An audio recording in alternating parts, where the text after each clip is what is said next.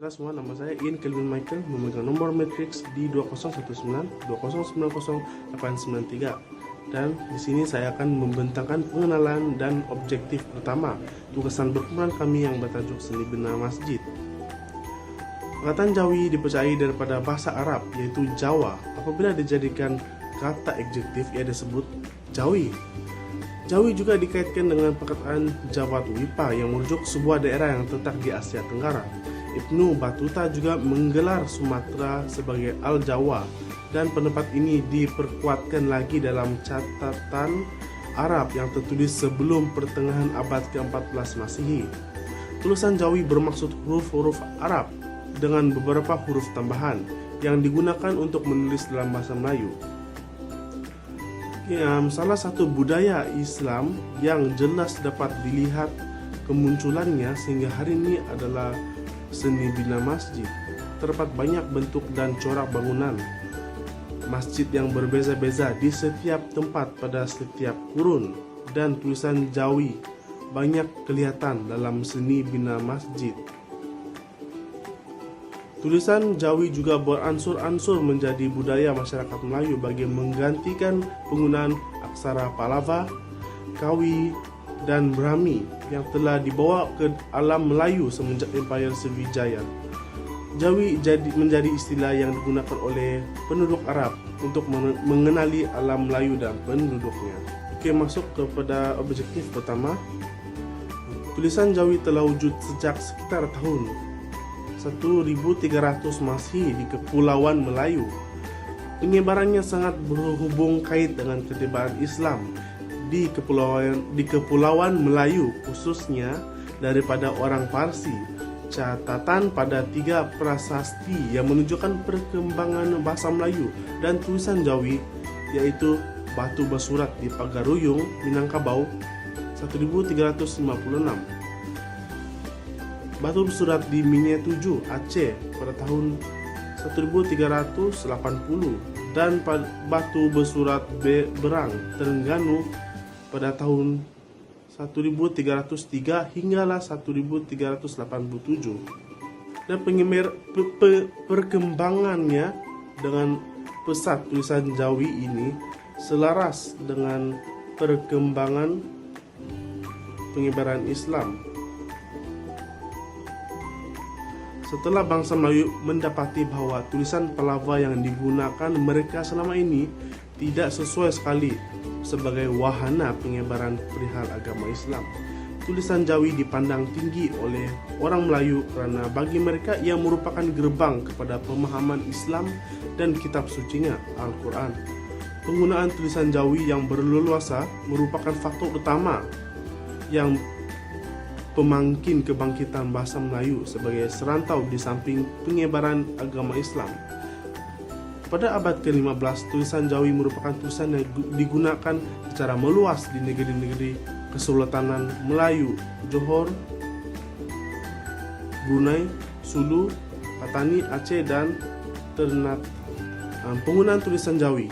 Penggunaan tulisan Jawi pada masa itu biasanya bertujuan surat menyurat diraja, titah perintah, puisi, dan juga kaedah perhubungan utama sesama saudagar di Pelabuhan Melaka. Ikhtisar perundangan purbakala seperti hukum kanun Melaka dan bahan-bahan terbitannya juga termasuk hukum-hukum kanun Johor, Kedah, dan Brunei, semuanya ditulis dalam Jawi. Bahasa Melayu dalam bentuk tulisan Jawi merupakan bahasa perantaraan seluruh lapisan masyarakat pada masa itu, baik para raja, bangsawan, ilmuwan agama, maupun orang yang keramaian, di samping menjadi lambang tradisi, kebudayaan, dan tamadun Islam. Itu sejak pembentangan saya pada hari ini. Sekian, terima kasih. Assalamualaikum warahmatullahi wabarakatuh. Pertamanya saya ingin mengucapkan terima kasih kepada Dr. Nur Faizah dan rakan-rakan sekalian kerana memberikan saya peluang untuk menyampaikan pembentangan hasil kerja kami kumpulan, iaitu tajuk tentang seni bina persatuan ajaran Islam di masjid. Saya membentangkan bahagian saya. Bagi saya, terdapat 3 dapatan kajian yang kami mengkaji, iaitu perbandingan seni bina masjid tradisional dan moden, perubahan seni bina masjid di Nusantara. Nusantara itu dalam Kepulauan Melayu. Dan yang ketiga, fungsi masjid dahulu dan kini. Dapatan kajian yang pertama ialah perbandingan seni bina masjid tradisional dan moden. Ianya dapat dilihat dengan jelas melalui dekorasi-dekorasi di masjid itu, kerana dekorasi ini ialah berperanan untuk menonjolkan ciri-ciri seni bina Islam itu tersendiri, dan ianya lebih menekankan penggunaan bentuk mengikut dekorasi oleh rakyat-rakyat tempatan. Seperti contohnya masjid terawal yang masih berada di negara ini, iaitu Masjid Kampung Laut. Ia masih menggunakan dekorasi seni ukir, yang kita tahu seni ukir ni amatlah susah dan memerlukan orang yang mahir untuk melakukannya. Dan yang kedua, sebagai contohnya Masjid Negara. Masjid Negara ini reka bentuk dan penyeliaan ia ditambah baik oleh para arkitek. Seperti kita tahu, para arkitek ni lebih kerana ada ramai orang yang lebih berkemahiran untuk melakukan seni ukir ini, dan dewan sembahyangnya bertembok konkrit terulang, dan ianya antara sebuah masjid yang moden di Asia Tenggara. Ialah 3.2, iaitu perubahan seni bina masjid di Tanah Melayu. Saya dapat bagikan 3 contoh kepada rakan-rakan dan doktor. Antaranya ialah Masjid Kampung Hulu yang terletak di Melaka pada tahun 1728. Kerana ruang dalamannya masih dikekalkan dalam keadaan baik, memiliki rungkaan hadapan dan sisi mengikut gaya bina Masjid Melaka. Maknanya walaupun masjid ini telah lama didirikan, masih terdapat ruang dalaman itu masih kekal dan tidak mudah rosak. Dan ia dibina ketika zaman Belanda, dan banyak ukiran yang menarik dalam ruang dalaman masjid ini. Seperti kita tahu, macam 1728 ini apabila dibina pada zaman Belanda lagi, maknanya dalam lebih 200 tahun dah masjid ini telah dibina. Okey, seterusnya ialah Masjid Kampung Laut yang terletak di Kelantan pada tahun 1730-an. Ia merupakan tipologi awal masjid Melayu Nusantara. Ia merupakan sebagai satu masjid yang paling awal dibina di Melayu Nusantara. Ruang dalamannya adalah sama dengan struktur dengan Masjid Agung Damak, dan ia juga memiliki lantai panggung serta bertiang seri pada ruang dalaman, dan dinding disusun menggunakan susunan janda berhias. Kerana ruang lantai panggung serta bertiang ini dan menggunakan susunan janda berhias ini merupakan satu susunan atau ukiran yang sangat sukar untuk dilakukan oleh masyarakat dahulu. Oleh itu mereka dapat memastikan dengan begitu kreatifnya dengan menggunakan idea masing-masing. Seterusnya ialah Masjid Lama yang terletak di Kampung Tanjung Beringin di daerah Sedik Menanti, Negeri Sembilan pada tahun 1882. Ia secara umumnya digunakan untuk upacara pertabaran raja dan terdapat pengaruh istana. Seperti kita tahu, masjid dahulu sesuai untuk dijadikan tempat untuk upacara pertabaran raja. Dan seterusnya ia kekal berbentuk asal, iaitu berbumbung 3 lapis, dan setiap tiang seni berukir penuh, dan tiang diserambi untuk laluan juga diukir penuh. Ini berbanda untuk setiap laluan, setiap tiang yang ada di masjid itu diserambi penuh. Okey, 3.3 iaitu perubahan fungsi dalam seni bina masjid. Pada awalnya masjid ini dijadikan sebagai pusat spiritual, iaitu untuk mendirikan solat, mengingati Allah, berzikir, untuk beristighfar dan lain lagi. Seterusnya ialah sejarah Masjid Quba menjadikan bukti sebagai masjid ini sebagai sebuah institusi pendidikan. Antaranya, masjid dapat dijadikan sebagai pusat pemerintahan, pusat kegiatan ekonomi dan pusat kegiatan sosial. Untuk antaranya ialah Rasulullah SAW sendiri dijadikan sebagai medium untuk baginda jadikan masjid itu sebagai medium untuk memberi khutbah dan halaqah. Dan zaman kegemilangan Islam meningkatkan lagi penggunaan masjid. Antaranya ialah masjid juga dijadikan sebagai tempat pertemuan antara pemimpin dengan rakyat. Ini dapat mengeratkan lagi hubungan pemimpin dengan rakyat kerana adanya dengan pembinaan masjid ini. Dan seterusnya ia juga dijadikan sebagai tempat berlatih perang. Ini berlaku pada zaman Rasulullah SAW. Dari sudut sosial pula ia dijadikan sebagai pusat penyebaran ilmu. Pada seperti mana kita tahu, pusat penyebaran ilmu di masjid ini seperti ilmu hadis, Al-Quran dan sebagainya. Dan pada masa kini, masjid kini dijadikan sebagai pusat penyampaian maklumat dan memberi kesedaran kepada masyarakat. Antaranya ialah kelas pengajian Al-Quran, seminar-seminar dan sebagainya. Itu saja pada saya teruskan pada pembentang yang seterusnya. Terima kasih. Okey, saya akan meneruskan pembentangan rakan-rakan saya. Saya Muhammad Naim bin Maknawi, memegang kad matrik di 2019 0887.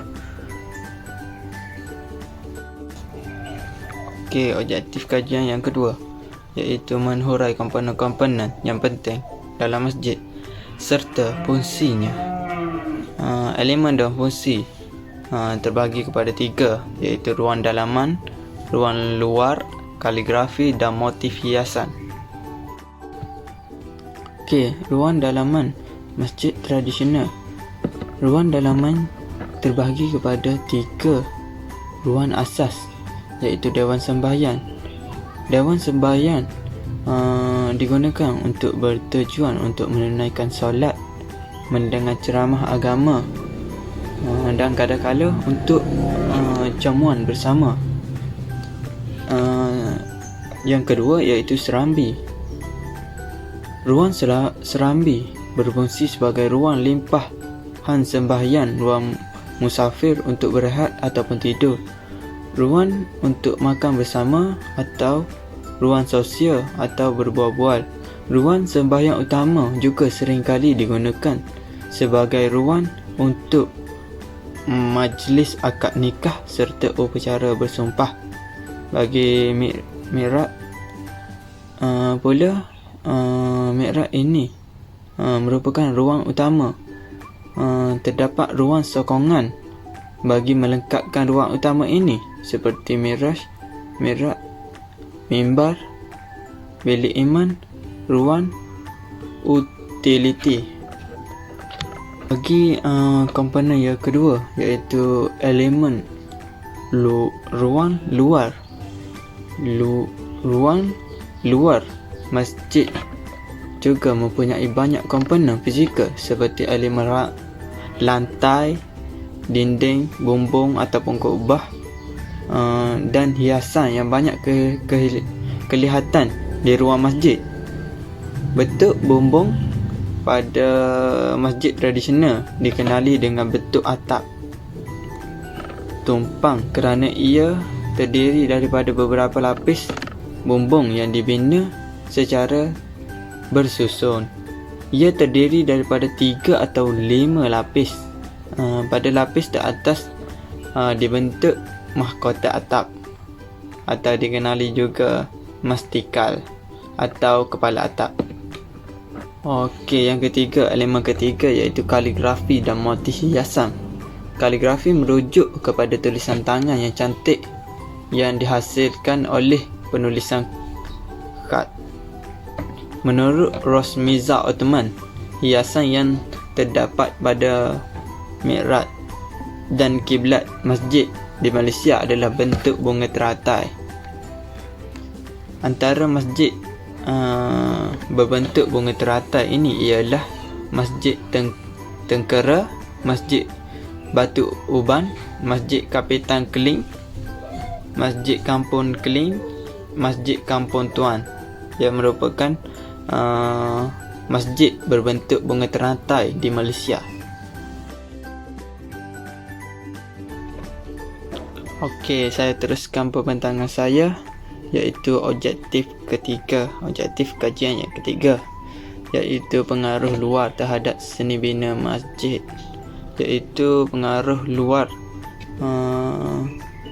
mempunyai 3 iaitu Jawa, Arab dan Cina. Pada zaman dahulu dibina menggunakan bahan-bahan ringkas dan mudah didapati. Pada zaman Nabi Muhammad Dinding masjid dibina menggunakan batu lumpur. Setelah itu tiangnya pula diperbuat daripada batang pokok tamar dan atapnya menggunakan pelepah pokok tamar. Masjid tradisional di Semenanjung Malaysia memiliki perwatakan bumbung berbentuk atap. Oleh kerana itu, seni bina masjid di tanah Melayu sering dikaitkan dengan bentuk bumbung bangunan masjid yang ada di Indonesia. Antara ciri khusus bagi masjid tradisional di Semenanjung adalah kedudukan lantainya. Masjid tradisional Semenanjung lebih mirip kepada binaan rumah tradisional Melayu kerana lantainya diangkat dari permukaan tanah. Okey, untuk konsep masjid direka menggunakan bumbung limbas bukus yang berlapis atau dikenali sebagai bumbung jonglo.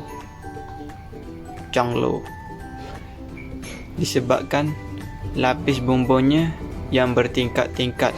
Bumbungnya berbentuk dua piramid berkembang pesat bermula apabila Puteri Han Lipur dibawa ke Melaka oleh Laksmana Cheng Ho untuk dikahwinkan dengan Sultan Mansur Shah pada 1426 Masihi, menyebabkan jumlah masyarakat Cina bertambah ramai di Melaka.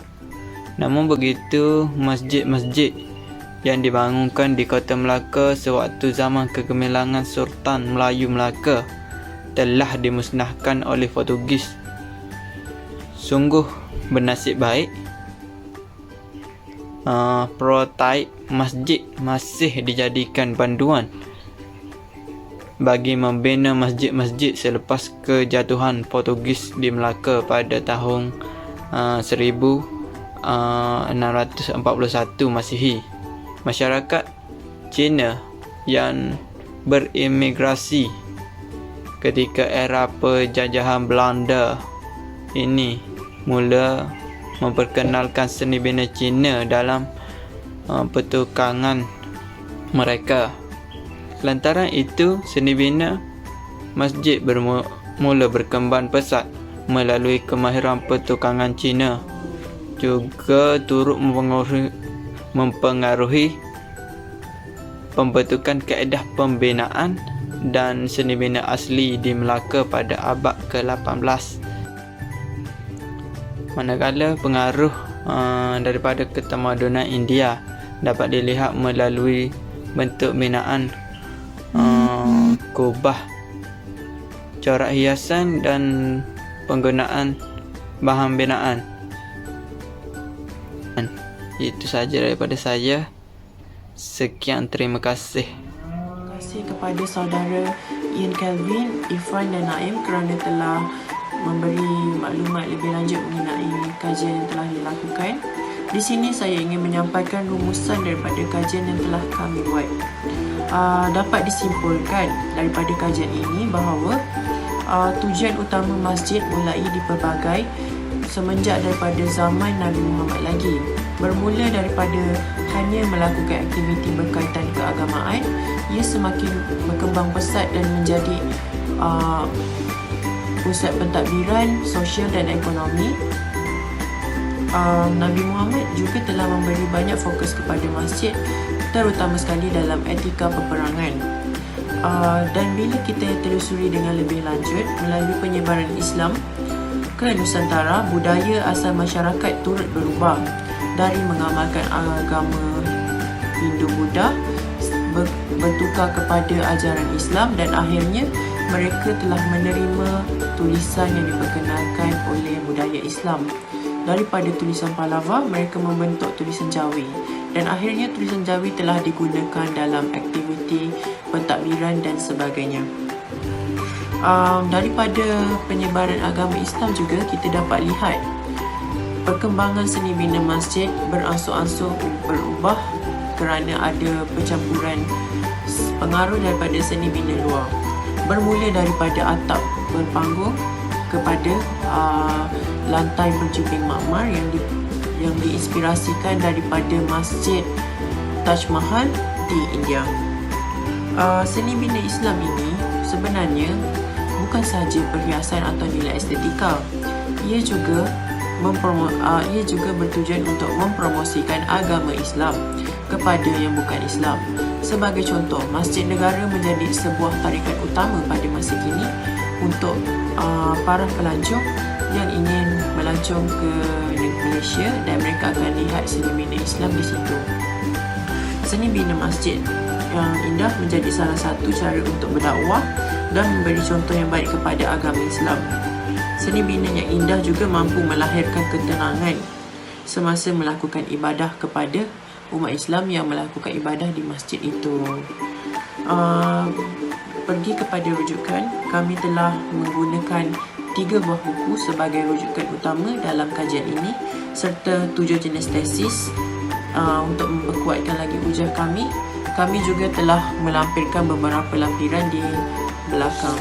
Gambar 1 dan gambar 2 merupakan bukti awal kewujudan tulisan Jawi dalam aspek pentadbiran, di mana terdapat surat izin perniagaan dan juga surat yang telah dihantar oleh utusan pembesar kepada negara luar. Dan kita pergi ke gambar 3 dan 4. Ia merupakan buku yang telah kami kaji dan kami telah menjadikannya sebagai sumber premier. Dan bila kita lihat pada gambar ke-12, ia merupakan bahagian masjid yang telah kami bincang dalam penulisan. Kami juga telah menyertakan beberapa inspirasi masjid daripada luar sebagai bukti untuk memperkuatkan hujah kami terhadap seni bina masjid di dalam Malaysia.